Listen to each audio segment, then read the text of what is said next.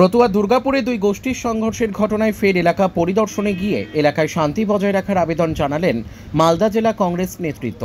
সেই সঙ্গে পুলিশি ধরপাকড় অভিযান বন্ধ করা সহ ধৃত নির্দোষ ব্যক্তিদের ছাড়ার আবেদন জানালেন পুলিশ প্রশাসনের কাছে।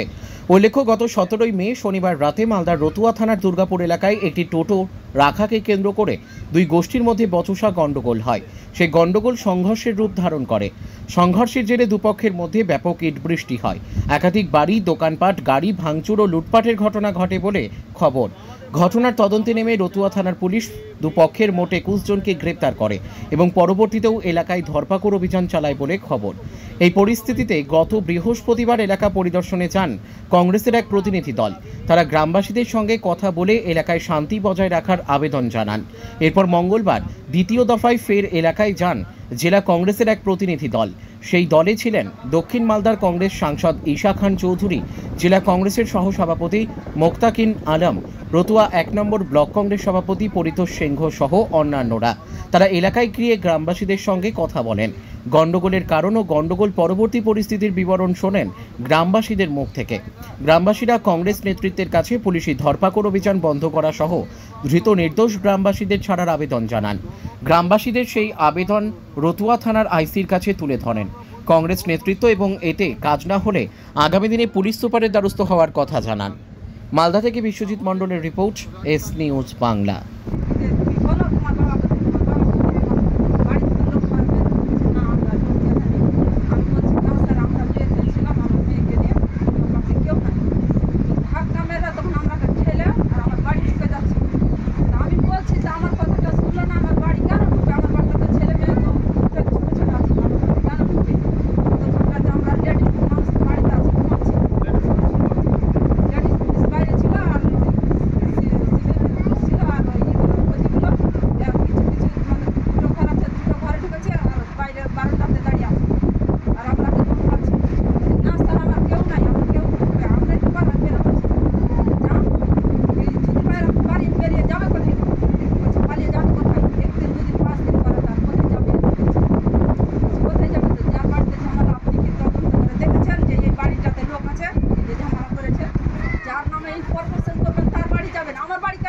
আমি এরকম করে যারা করছি আমার বাড়ি কেন আসবে, কেন যাবো না? আমি কি জানছি যে তোমার বাড়ি নাই? আমি বললাম কি আমার বাড়ি জানছো না, সেটা তোমার বাড়িতে তুমি মহিলা রয়েছে, তোমার তুমি টাকা ধরার লেগে আসতে পারছো। আর এখন যে নাই যাবো কেন আমার বাড়িতে অন্য কথা এইভাবে যারা বলছে কি যে ঠিক আছে ওর বাড়ি আছে, তো আমার বাড়ি থেকে বেরিয়ে আমার পাশের বাড়িতে ঢুকে গেল। এরকম করে যদি পুলিশ অত্যাচার করবে তো আমরা মেয়ে ছেলে কেমন করে বাড়িতে ঘুমাবো? আমরা অশান্তিতে বাস করতে পারছি না। আমার বাড়ি ঝাপটাটিকে ভেঙে ফেলে ঢুকে দিয়েছে, কেন ঢুকবে? আমরা সুরক্ষার বিচার চাই। আমার ছেলে মেয়ে স্বামী সন্তান নিয়ে আমরা সুখে শান্তিতে আমরা থাকতে চাই। এইখানে আমরা আপনাদের কাছে শেষ সুরক্ষার বিচার চাই। তো 17 তারিখে এখানে দেবীপুর দুর্গাপুর মোড়ে একটা কমিউনিয়াল ঘটনা ঘটেছে। তার পরিপ্রেক্ষিতে আমরা গত 20 তারিখেও আমরা জেলা কংগ্রেসের পক্ষ থেকে আমাদের ভূপেন্দ্রনাথ হালদার আমরা একটা টিম এসেছিলাম। পরবর্তীতে আমাদের মুস্তাক আলমও এখানে এসেছিলেন। আজকে আমাদের এমপি সাহেব এসেছেন, আমরা এখানে এসেছি। আমরা বিভিন্ন এলাকা ঘুরে যা দেখলাম, সেদিনও যেটা দেখেছি আজকেও যেটা দেখলাম, প্রতিটা মানুষ শান্তি চাইছে। এবং তারা বলছে, একজন 60 বছরের বৃদ্ধা আমাকে বলছিলেন যে বাবা আমার বয়স 60 বছর হয়ে গেল, এটা ঘটনা কোনো দিন ঘটেনি এখানে, কেন যে এটা ঘটলো? তো নিশ্চিতভাবে আমরা বলতে পারি এর পিছনে মদত আছে। এই ঘটনার পিছনে আছে কোনো রাজনৈতিক দল, আপনারাও ভালো করে বুঝেন, আমরা খোলামেলা বলতে চাইছি না, রাজনৈতিক দলের একটা মদত আছে এখানে। এবং এদের যারা ঘটনার সঙ্গে যুক্ত আছে তাদেরকে পুলিশ ধরবে, আমাদের কোনো আপত্তি নেই। কিন্তু আমরা এলাকা ঘুরে যা দেখলাম, প্রতিটা মানুষের বক্তব্য, যেটা উভয় পক্ষের, তাদের বক্তব্য যে এখন এলাকা শান্তি ফিরিয়ে নিয়ে আসতে হবে। এই যে পুলিশ প্রশাসন রেড করছে সেটা বন্ধ করতে হবে, এটা সবাই চাইছে। কারণ যে সামনে ওদের ঈদ আছে, ঈদের সময় বাজার করতে হবে, এরা প্রতিটা মানুষ বলছে। আমরাও এখানে আমাদের যিনি আইসি সাহেব আছেন ওনাকে বললাম, রতুয়া থানার আইসি সাহেবকে, যে এলাকা অন্তত এখন মোটামুটি শান্তির দিকে যাচ্ছে। এটাকে আপনাদের আরও এটাকে মানে ঠান্ডা হয়ে গেছে পরিবেশ, এটাকে যেন আর বেশি না কিছু হয়। তা এলাকার মানুষ যদি উত্তেজিত হয় তাহলে তো আবার খারাপ হবে। কারণ অনেক মহিলা আমাদের সামনে বললেন যে যদি এরকম আমাদের প্রতি অত্যাচার হয় তাহলে আমরা হাজার হাজার মানুষ গিয়ে রাস্তায় দাঁড়াবো, অবরোধ করব।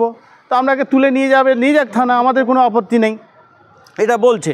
সেই মেসেজগুলো আমরা এখানে দিতে এসেছি এবং আমরা এলাকার মানুষকে একটাই কথা বললাম যে শান্তি শৃঙ্খলা বজায় রাখা কিন্তু আপনাদের দায়িত্ব। প্রতিটা সমাজকেই বললাম দেখুন, আপনারা যদি দায়িত্ব নেন তাহলে এলাকায় কোনোদিন এই সাম্প্রদায়িক ঝামেলা হবে না। আপনাদের প্রতিটা সমাজকে দায়িত্ব নিয়ে এই যে গণ্ডগোলগুলো হচ্ছে, এই গণ্ডগোলগুলো যেন না হয় সেটা আপনাদের সজাগ থাকতে হবে, সতর্ক থাকতে হবে। আমরা চাই এই শান্ত বাংলা যেন অশান্ত না হয়। মালদা জেলা আপনারা জানেন গনি খান চৌধুরীর জেলা, এই জেলাতে এই সাম্প্রদায়িক শক্তি ছিল না।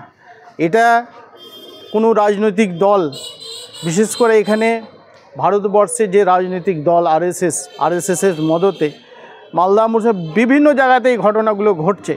কেন ঘটছে? যে এই সাম্প্রদায়িক শক্তি, সাম্প্রদায়িক কিছু বক্তব্য, অসাংবিধানিক কিছু বক্তব্য, অশ্লীল ভাষা, বড় বড় নেতা যারা প্রতিনিধি হয়েছেন, পুলিশ প্রশাসনের সঙ্গে যেটা কথা বলে বুঝতে পেলাম অনেকেই বাইরে আছে যারা এই ঘটনার সঙ্গে যুক্ত আছে। তা আমরা বলেছি যারা যুক্ত আছে তারাকে অ্যারেস্ট করা আমাদের কোনো দেখার এই নেই, কিন্তু যারা ভালো মানুষ, যারা গরিব মানুষ, সবাই বলছে। এই যে মহলদার পাড়াতে গেলাম, ঘোষ পাড়াতে গেলাম, সবজি পাড়াতে গেলাম, সবাই বলছে যে আমরা গরিব মানুষ, আমার স্বামীকে ধরে নিয়ে গেছে, আমি খাবো কি, আমি থাকবো কোথায়? তো এটা তো হতে পারে না একটা জায়গায়। উনি বললেন যে আমরা দেখছি বিষয়টা, আপনাদের যে দাবি আমাদের দাবি নয়, আমরা ওখান থেকে এসে তাদের দাবি বললাম, যারা বলছেন, যে মহিলাগুলো বলছেন, ওখানকার লোক বলছেন, সেই দাবিটাই আমরা থানাকে জানালাম, আইসি সাহেবকে জানালাম। প্রয়োজন হলে আমরা আমাদের এসপি সাহেবকেও ঘটনাগুলো শোনাবো যে পরিস্থিতি এখন মোটামুটি শান্ত আছে, পরিবেশটাকে আরও শান্ত করার জন্য এই রেডটা যেন বন্ধ করতে হবে, সেটা আমরা এসপি সাহেবের কাছেও আমরা বলতে পারি। আজকে আমরা রাতোয়া থানাতে রতুয়া আইসির সঙ্গে কথা বলতে এসেছি। আমাদের কংগ্রেস টিম, প্রাক্তন এমএলএ মানি চাকের এবং আমাদের এখানকার ব্লক প্রেসিডেন্ট পরিতোষ বাবু, আরও আমাদের নেতৃবৃন্দ আমাদের রতুয়ার। আমাদের আমরা আজকে ঘুরেছি মালদা পাড়া, সবজি পাড়া, ভাইয়ের কাপ, বিভিন্ন গ্রাম যেখানে কিছু অ্যারেস্ট হয়েছে মানুষের, এগুলো গ্রাম আমরা বার্তা দিয়েছে মানুষদেরকে, শান্তির বার্তা দিয়েছে 1 নম্বর। তারপরে আমরা বিভিন্ন কথা শুনেছি মা বোনদের, ওদের বক্তব্য হচ্ছে অনেক অ্যারেস্ট হয়েছে, সবাই তো শান্তি চাইছে এখন। ওদের দাবি হচ্ছে যে রেড যে চলছে, সব গ্রামের দাবি, সব মা বোনদের দাবি হচ্ছে যে রেড বন্ধ হয়ে যাওয়ার উচিত, অনেক দিন চললো।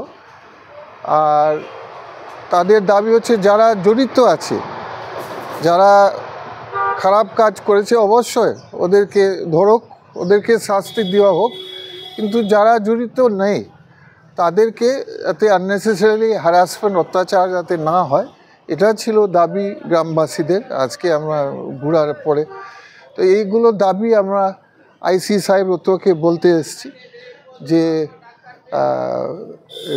রেড একটু স্লো করলে ভালো হয়, কারণ এটা দাবি। সব মা বোনরা ঘুমাতে পারছি না বাড়িতে, মা বোনরা খুব আতঙ্কা হয়ে আছে, গ্রামবাসী, এই 3টা গ্রাম মানুষরা তো আতঙ্কা হয়ে আছে, ঘুমাতে পারছি না।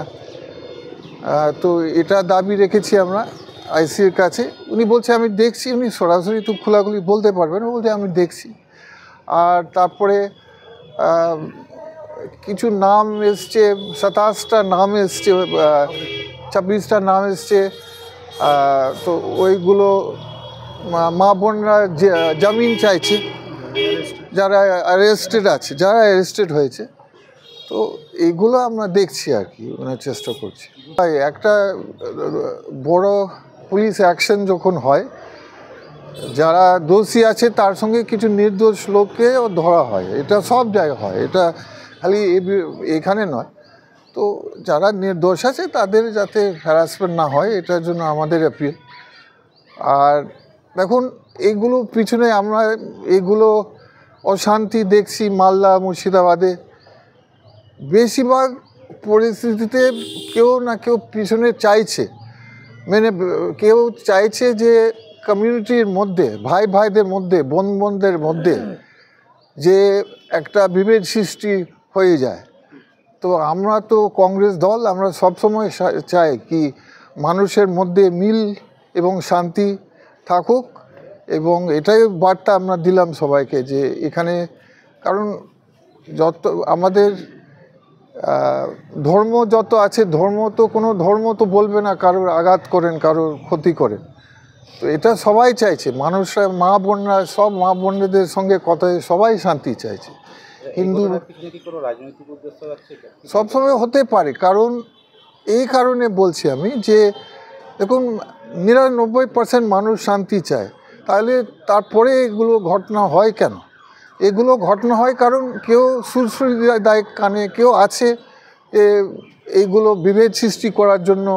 হয়তো আগামী দিন ভোট আসছে, আমাদের পশ্চিম বাংলাতে 10 মাসের ভোটে একটা ভোট আসছে, তার জন্য হয়তো চাইছে কি যদি কমিউনিটিগুলো যদি বিভেদ হয় তাহলে ভোটও বিভেদ হবে, সেটাও হতে পারে। তো আমি যে কথা বলছি 99% মানুষরা শান্তি চায়, কেউ অশান্তি চায় না। এর পিছনে হতে পারে, থাকতে পারে, এটা পুলিশকে তদন্ত করছে, ভালো করে করছে, এবং আমরা সুচিন্তা করছি যে এর পিছনে যারা ছিল তাদেরকেও, তারা হচ্ছে মেন, তারা হচ্ছে মাস্টারমাইন্ড।